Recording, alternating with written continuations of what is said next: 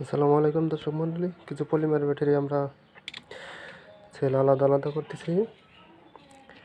এটি আমরা খুলে আমরা আলাদা আলাদা করে সেল করব। ঠিক আছে, ফ্রেশ কন্ডিশন, কোনো ফুলা নাই। আপনারা যদি আলাদা আলাদা সেল নেন, প্রতি পিস 400 টাকা, প্রতি পিস নিতে পারবেন 400 টাকা।